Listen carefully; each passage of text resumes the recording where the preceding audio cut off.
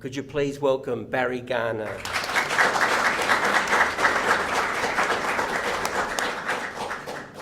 Dianne Lee, who's sitting to my right as well. I've got everyone to my right. Yeah. Isn't that a famous biblical thing about having people sitting to the right hand of someone?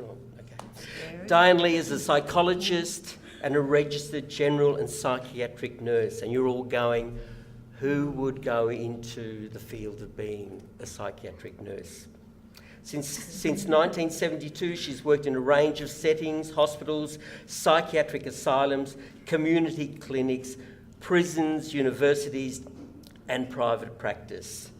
Dianne utilises person-centred therapy, hypnotherapy, CBT, I should know what that is, I've just momentarily forgotten it, gratitude, mindfulness, and meditation. And I need to declare that Dianne and I have had many glasses of wine together, talking and pondering over the deeper issues of life. And she has a connection back to VU too, because we were running nights like this, and we had Martin Flanagan and Paul Bateman and Helen Garner come, and she seemed to find her way into that circle, and she came and heard Barry, and so there's a connection there. Could you please welcome the beautiful Dianne Lee?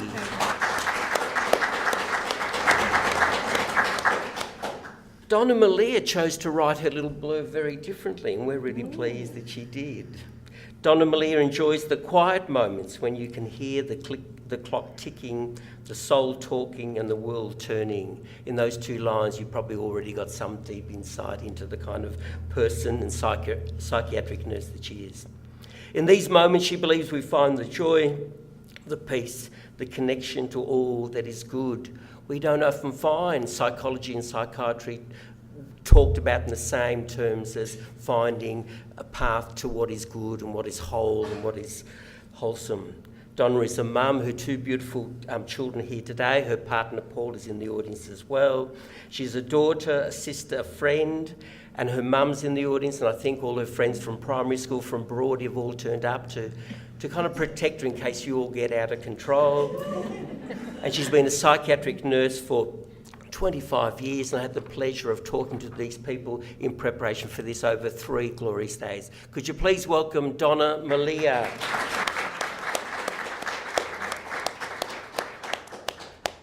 Ladies and gentlemen, the beautiful thing about this setting is that you don't have to actually lean into the microphone, which is good. And I've broken that rule. Sorry? Donna Melia, what made a Broadie girl who loved literature and poetry want to be a psychiatric nurse 25 years ago? Well, it was really down to how many choices you had to fill in, and I originally wanted to be a teacher, but I didn't get into that. But I saw the psych nurse label and it appealed to me. And Mum and Dad, they drove me up to Bendigo where the course was being held, and I was sold. Donna, I don't imagine, I'm guessing you're in your early 40s, and I'm guessing that we're talking about, the late 80s or something that this is happening? Yeah. I can't imagine that if I had walked into any classroom as a teacher at that time and gone, all you Year 12s, put up your hand, those who want to be a psychiatric nurse. I don't think it would be on anyone's radar. Why was it on yours, and what was it about it that you thought, I can do something worthwhile in this field? I didn't really have a sense of it then, but when I started at uni, when it sounds strange, but when I went into the first psychiatric hospital on a placement, it just felt right for me. It felt like the right fit, and I never looked back. Describe that moment, Donna, of walking into a psychiatric. I think most of us, again, possibly don't get a chance to do that. Well, can you tell us a little bit about what you saw in that very first moment that you entered? Well, I just had a sense that that I could, help in a strange sort of way. I felt that I could be the carrier and be a good listener and be all those things that I'd already been most of my life. Yeah. And then it was just the right fit for me when I sat in, within those psychiatric units and met so many different people. And I found it exciting because I thought this is a great way to meet so many different people in our community. And since then, you continue to meet people along the way, and you never know who you're going to meet and what kind of gifts they're going to offer you as well. And 25 years later, Donna, you're still doing it. You've got your young daughters now and that. Yeah. Is there a sense in which you go, I've done as much as I can do in this field, or is there still an appetite to kind of front up and kind of keep doing what you do?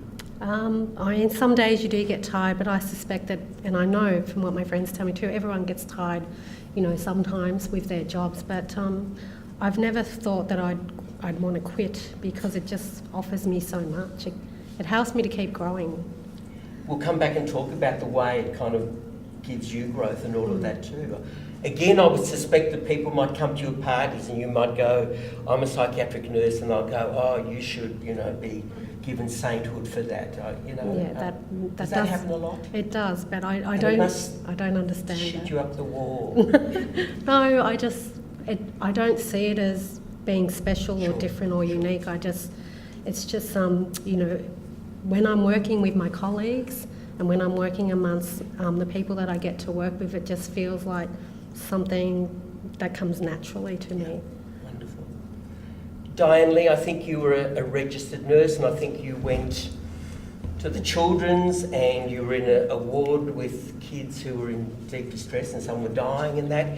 And I think you told me when we met down at the river that you looked around and you saw that there was pain in those who cared and loved, and there was something about the need of those people and their kind of suffering too that woke something in you. Is that true? Is that the way you kind of roughly got into it? That's true, Bruno. It was back in the early 1970s, and I was 18 when I was there at the Children's Hospital. In those days, nurses ran the hospitals, students, so we had a very short training, and there we were running around madly, and no one told me that children would be dying and that there'd be families suffering. And as a 5-year-old, my 6-year-old brother had died with leukemia, and there was no support at that stage.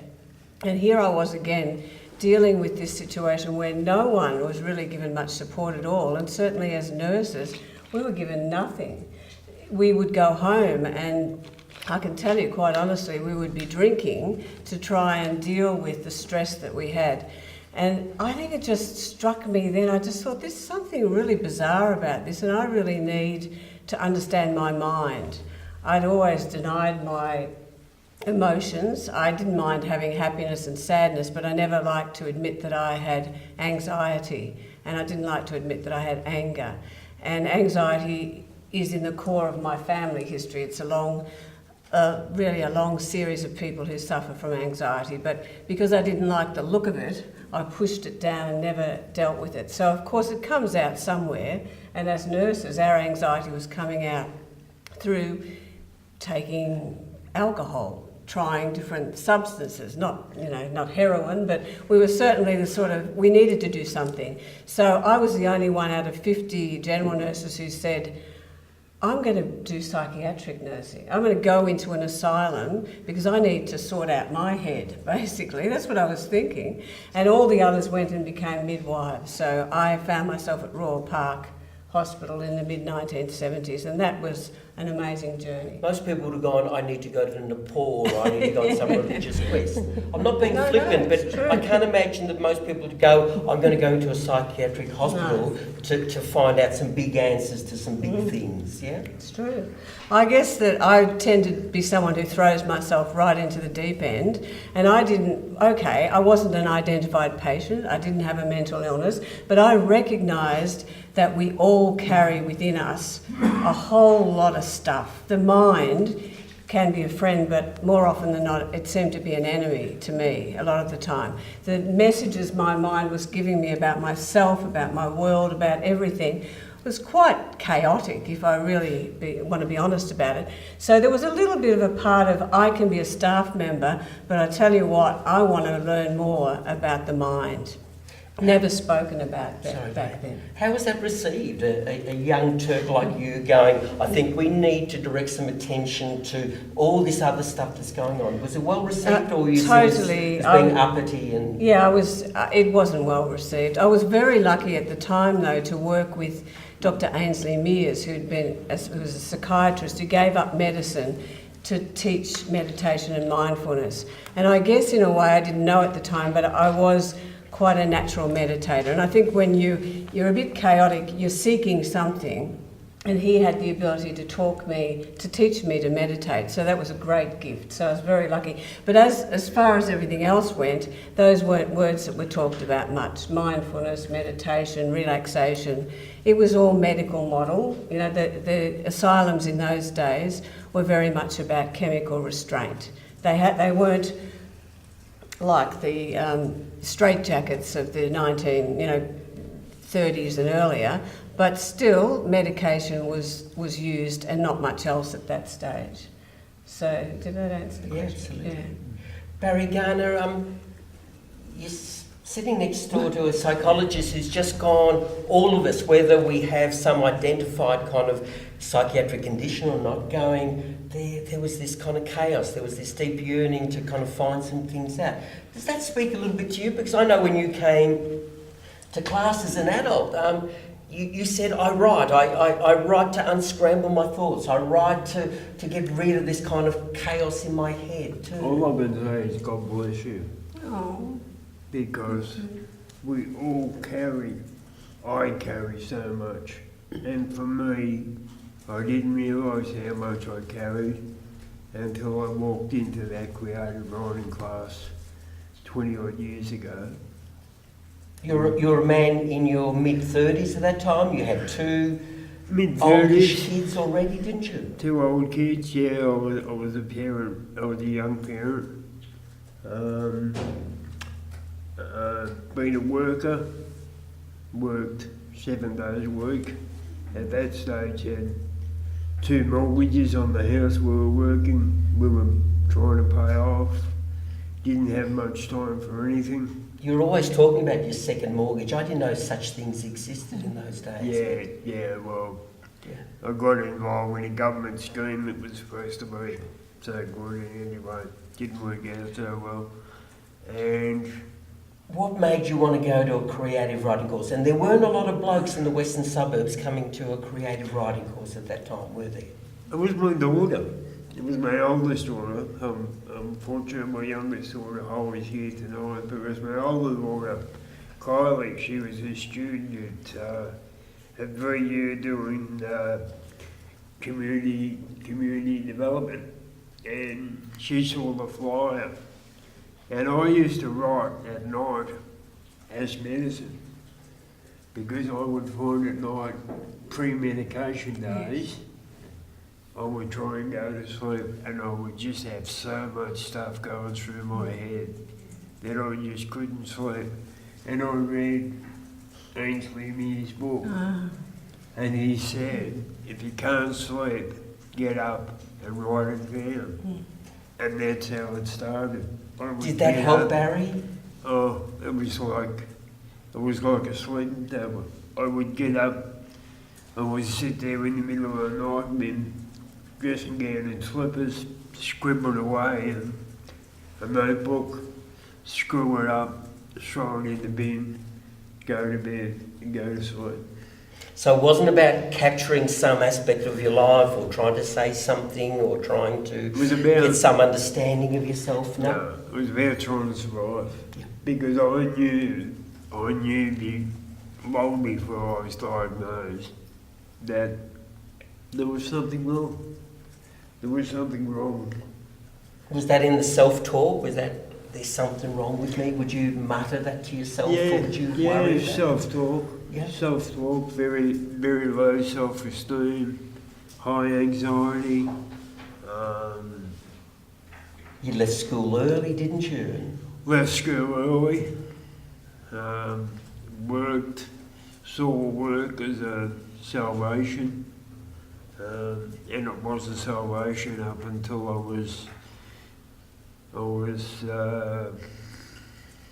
think I was about 43 when I had my first hospital admission. Okay. What did they say to you? Did they have a term for it? Did they have an understanding that they could give to you? My grandmother had lived with me for the last 10 years of her life. We'd sort of cared for each other, and I took her loss very hard, and just couldn't lift, and I was depressed for around 4 or 5 months, and in the end the doctor, he had me on antidepressants, and it was this psychiatrist he was seconded to the surgery, and he came around and had a chat to me, and a couple of chats to me, and he said, I think you're bipolar, but I've never heard of it.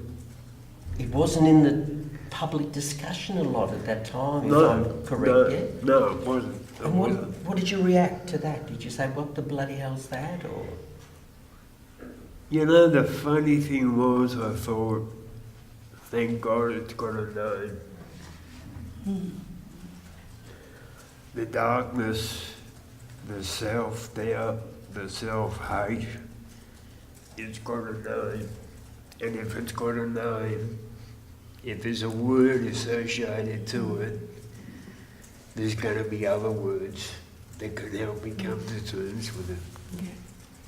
Donna Melia, I imagine that you work a lot with people that live with bipolar, and Barry has taught me to use the word to live with, because I used to always go, you suffer from, and the language around the way we talk about not just bipolar but lots of things, that must be a big part of what you have to do, and that understanding. Can you talk a bit about Barry's kind of situation? Does that resonate with a lot of the kind of people who come to you? Is that a story that you hear a lot in your field? All the time. I mean, obviously everyone's individual, and the language in the 25 years that I've been working in psychiatry has changed for the better. Now we tend to look at things as more recovery based, people going into recovery, as opposed to someone having an illness and that they can't come out of that. So the language is very important. And in fact, we're doing projects now where I work about creating safer wards or safer places, and even teaching people who've worked in psychiatry for years around the language we use every day with people and how that can impact on recovery. That you as health professional kind of use in particular, not just the general community. Yeah.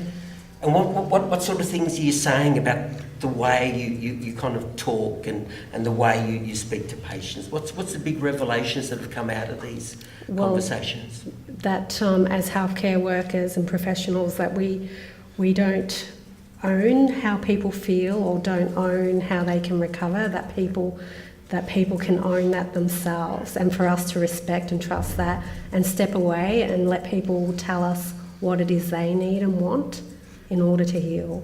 Okay.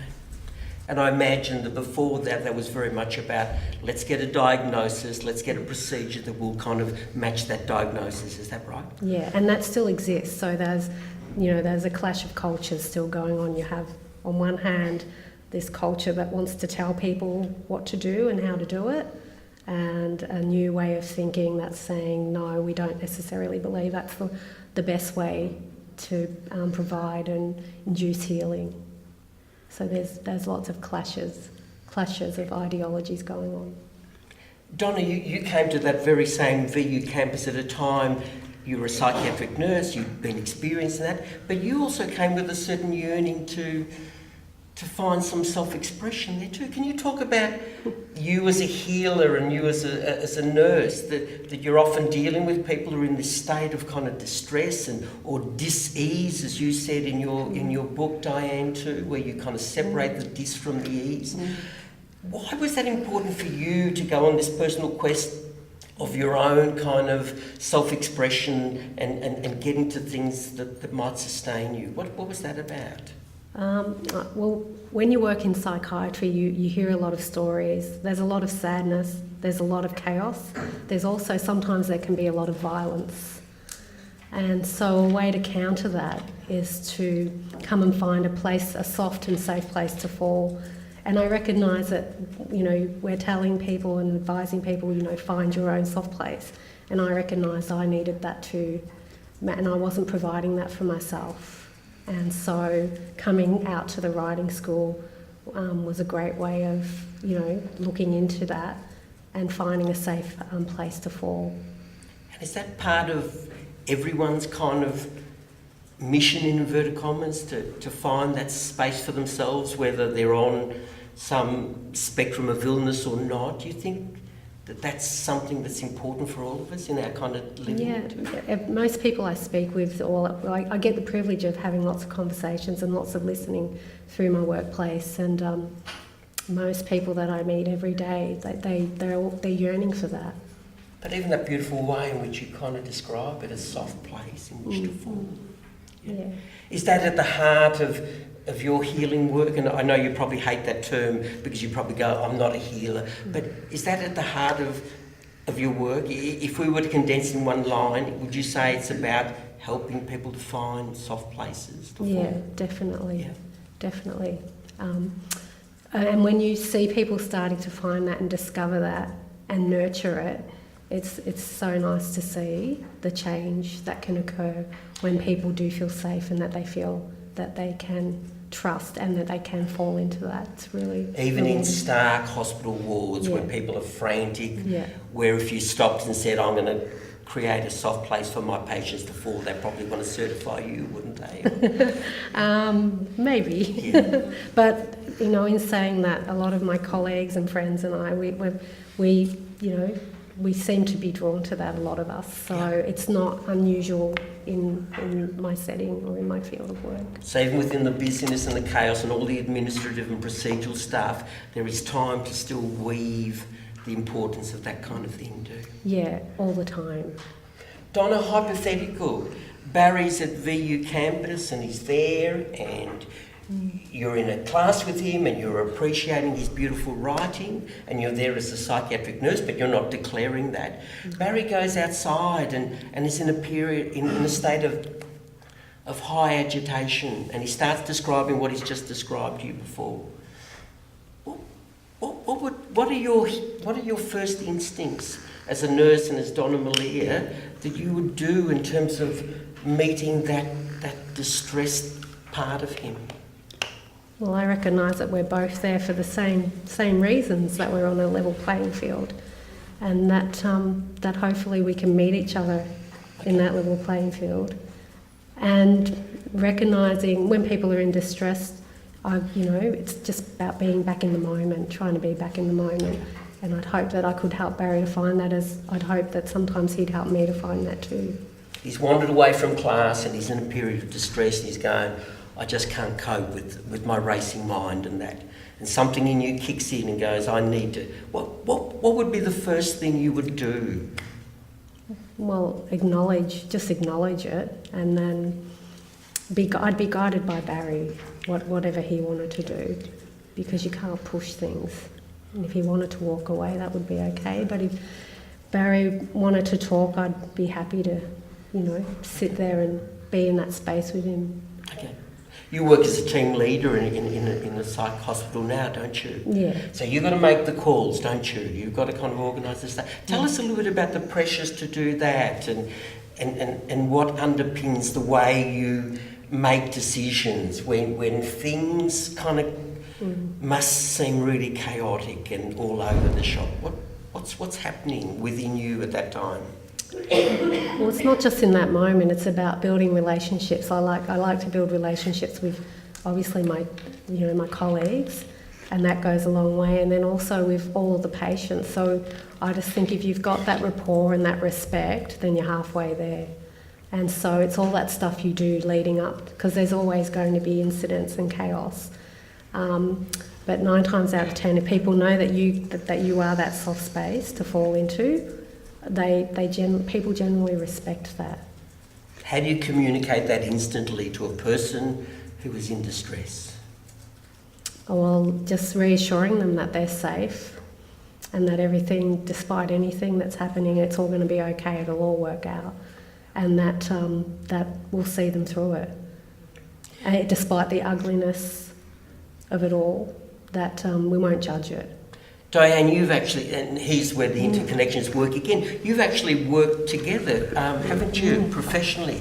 So you're a psychologist as well, and you're a psych nurse. Yes. You've worked in Donna's team. I can say that's a great privilege to work with Donna. She's everything what she's speaking now is exactly the state that she's in the workplace, and you can feel it you can sense it. It's a beautiful place. Oh, that's And kind. Thank you, Dolly. do the people who come and are in distress, who are sick or whatever label, are they able to pick up on that?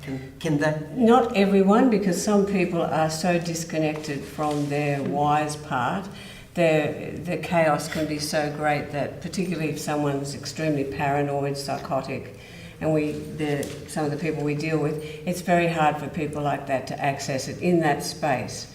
But everybody else can feel it, and it does make a big difference, the state that the person is in who's working with them, no doubt about it. And the fact that they can trust that place and trust those people to hold them in a kind space. Yes, it makes a big difference. And I don't think in our often say public that. discourse we hear kindness, compassion, softness of space spoken about in the same realm as, mental health or mental ill health and things like that. Am I wrong about that? No, I think that's quite right, and there'd be a lot of people who would still find statements like that a bit strange, but I think when you work that way yourself, you don't even need to name it sometimes, you just know it. There's, I definitely find myself that when I work from that wise part, which we all have, it's accessible to all of us, then the best comes through. The way you help will shine through, and you'll bring out the best in the person you're working with, or help them to access that part of themselves, which is wise. It's not just in some of us, it's in everyone. Tell us a bit about that, because I don't think we talk about that much. No. You believe inherently that there's a capacity for wisdom in everybody, Yeah. irrespective of their background, their socioeconomic status, their level of education. I do. It can be hard to access, as I said before, in some people, if their state is so disconnected from it. I suppose the way that I've always seen it is that if you could draw two circles overlapping, and one of those circles would be our thinking, rational, logical, reasoning part of us. Another circle would be our feeling, our emotional side, and overlapping those two with a space in the middle is definitely a wise place. I think if you really looked at it, you'd all know that place. The times in your life when you just had a sense of stillness or peace, or you showed a random act of kindness to somebody, where you let someone go ahead of you in a supermarket, or you were driving and you let someone in. Just little moments, or moments when you just felt like it's going to be okay. Just those moments when you know it's fine. And they might be just a spark, a little space. And I was lucky enough, or whatever happened, for whatever reason, as a child, I had those places. And it was in the midst of a lot of anxiety in the family, a lot of sadness actually. There was, as I said before, the loss of my brother when I was 5 and he was 6. And even though that wasn't discussed, it was incredibly powerful in a family. My dad died when the youngest child was 5, so lots of sadness. My mother had a stillborn baby. But I think there was something, and maybe it's through sadness that I reached this place, that I could just feel without expecting anything from the external world, because it couldn't really give me much at that time. It's impossible to get something from people who are just struggling to survive. So you either go under yourself or you find it inside. And for whatever reason, I found it inside me, that I didn't have to access it from outside. And that's a great gift to get that, because then whenever in life, and there's plenty of times when the mind still goes mad and the emotions are triggered by the thoughts that we have, I know that I can find that place. It might mean that I have to sit and breathe. That's the way I can access it, to just sit and breathe, to sit and study my hand. Just look at the hand. It just sounds like a simple thing, and it stops the ruminating mind. It stops the anxiety reduces it. So it's not trying to fight with it or make it go away, but just knowing that I can access that inside is a great gift. And I know that everybody can. It takes a bit of practice, that's all. And this has led to the whole mindfulness kind The whole of mindfulness. movement within psychology Which too, is a and- more recent thing, even though, as I said before, Ainsley Mears was talking about it in the 1970s and 1960s. He was seen as a completely strange doctor at that time because everything was seen in a medical context. And he knew that we could all access that part of ourselves. And he would say, even if you're having treatment for cancer, you're having a bit cut out of you or something is happening, or you're having chemotherapy, don't forget that inside there's a state of healing. He wasn't saying he could cure cancer, he wasn't saying that you might not even die, but finding stillness and peace was what it was really about, finding that place. Barry, we were talking this afternoon because you arrived 5 hours early for our conversation, and I'm really glad you did that because I had nothing else to do and I loved wandering around the garden with you all afternoon. Barry, in the midst of our frivolity and our silliness, because we hadn't seen each other for a while, you talked about the fact that you'd been in a retreat place in Wodonga and you were sitting there in a garden. I'm trying to pick up a little bit on what kind of Dianne's saying. And there was a part of you that said, I think I want to die, I think I want to kill myself. And you looked up into the tree. Tell us the story about that. I'd made, since I went in Wodonga, I've been hospitalised 3 times. And I went in the residential house twice. Both times I was suicidal and wanted to take my life. And one day I was sitting there and having a smoke. This is just recently. This is January this year. And I was sitting under a big plane tree. Big shaded by the plane tree, and sitting there having a fag and looked up through the leaves and saw the blue sky sort of twinkling at me through the leaves, and I just thought, if I'd killed myself, I wouldn't be looking at that tree. I wouldn't be looking at my beautiful daughters, my beautiful wife, my friends. I wouldn't be doing anything. I'd be dead. And I made a pact. And the pact was no more. No more. When the anxiety comes on, when the depression comes on, my go-to answer was always suicide. We live very close to the Murray River. We live in Wodonga. The Murray River's only 8 kilometres from where I live. I can't swim. But each time I would get down, I would get fascinated by that Murray River. It has a very treacherous current, even for those who can swim. So this idea of ending my life, this idea of throwing myself into this river, just kept coming up and up. And that day, sitting there, through the help I'd had of the staff of the place where I was, staff like these guys, who listen and talk about recovery rather than drugs.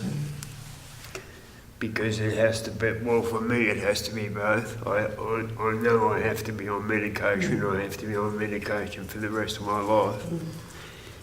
but it also has to be about a recovery plan that I take active action in. So yeah, I sat there that day and I looked up and I made a pledge.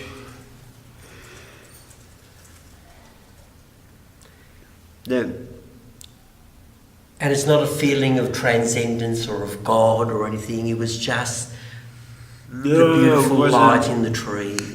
Wasn't God. It wasn't God. I've tried God. And God didn't do it for you? God didn't do it for me. No offence, anyone. We're in a Catholic school here. Yeah, sorry about that. The roof might come down. I'll do a little thing just in case. Barry, we've talked as men together for 20 years, and I like to think of our friendship as being one of the small pieces of evidence that men are emotionally literate. But one of the things in our conversation over the journey has been we don't believe that we are worthy of being loved. You often talk about your wife as this gorgeous woman who would deign to love me.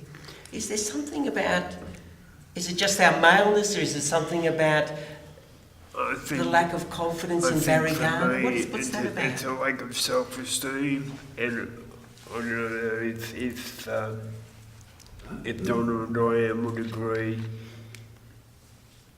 but for me, with mental illness, self-esteem goes hand in, low self-esteem goes hand in hand. Would agree. They're two sides. Yeah, and it is a continual battle. And I've struggled this week.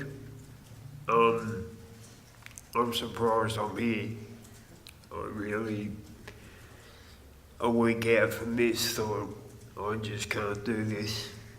I was so close to ringing you and saying, sorry buddy. And in the past you might have. In the past I would have. What was different this time?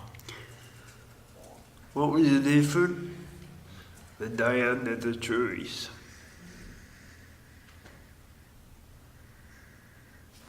The line in the sand that said, I'm gonna live. Donna, does Barry's story resonate with the things that are most dear to you in terms of your fundamental beliefs about how to work as a psychiatric nurse and all of that? Yeah, just hearing about Barry and being in your retreat and sensing that that's what really helped to get you through because of the staff there.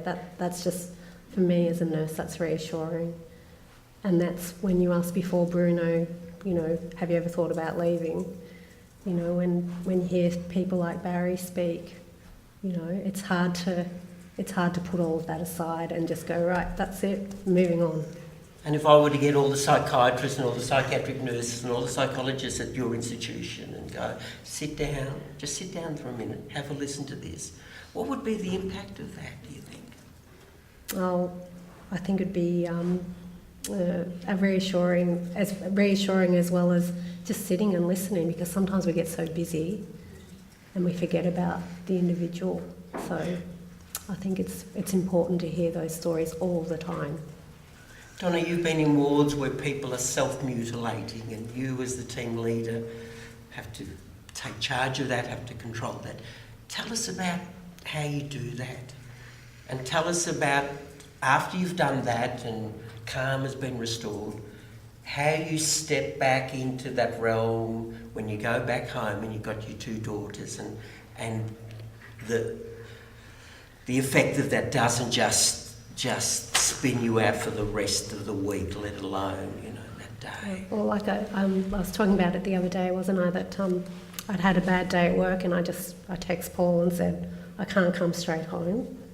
And I didn't need to explain it. And he sent me a very loving message, and so I just went and had a coffee and I watched the world go by, and just to reset myself, and I did some deep breathing, And then I knew I was ready, and then I was ready to get in the car and drive. But if I'd driven straight home, I wouldn't have been able to give myself to anyone. I wouldn't have been any good. Where did you sit? Just down at a local strip, and there's a coffee place there, and I just sat out there on the bench with my coffee, and just felt the air on me, and just remembered that it's all okay. That despite all and then had to remind myself that I did a good job and the best I could that day, because I started thinking I hadn't done, and that, you know, so you start thinking maybe I could have done this better or that better, and then I reminded myself that I did the best that I could, because sometimes trauma comes at you and you're not expecting it, and so you can't be prepared for it. You can only throw yourself in it and do the best you can. Dianne, you're in your early 60s and you are the most uncluttered woman I've ever met, and I mean that as a supreme compliment. I've never known you to not be fully aware of who's with you and to allow them space to talk. I've never seen you put yourself forward. Given the work in prisons and in all the most difficult places I can imagine you've ever worked, and I've never seen you at work there, how do you keep that calm, and how do you keep that unclutteredness, and how do you keep even kind of ready to kind of front up again? Great questions. And it isn't always that easy. I was, as I said before, I hated the thought of anxiety, and I carried a lot of it, and I became very skillful at not letting anyone see it, because it seemed like a weakness to me. So I should have the Academy Award for someone who was able to cover up that anxiety. So it's always there. There's no way that any of those emotions or those thoughts ever leave us. It's only when they run our lives that they really cause the most problem. We need them. So it was when I went to psych actually and started to study that I realised that if I didn't have anxiety, I'd probably be a psychopath or a sociopath. So, you know, in a way it gave me permission to say, well, actually I do have a lot of anxiety. I'd rather embrace it and say, this is who I am. I have lots of emotions. I have lots of strange thoughts. And once I accepted that I was human in that way and that I have all that stuff, it seemed to help. Even just that, even just the acceptance of what is. And then calling on that little bit of a wise mind to remind me, like what Barry said about nature, just to remind me that you can go out there and see the sky and see a tree and a plant and hear a bird sing, and it just brings you back to that space, that great place. So I guess for me it's things like that, and certainly mindfulness, just sitting for 10-15 minutes a day, just sitting with the breath, not trying to do anything, not trying to make myself calm, just letting it be.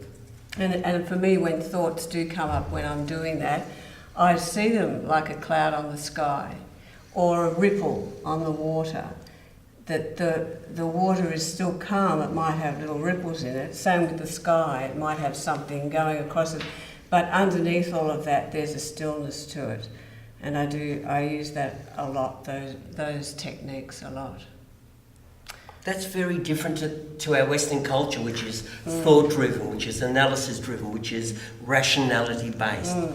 And you're kind of going, they're all valuable things, aren't they? The diagnosis is good. Yes. But in terms of getting patients, there's something more, isn't there? There's definitely something more. And sitting with people and being in that space with them is really quite profound, actually.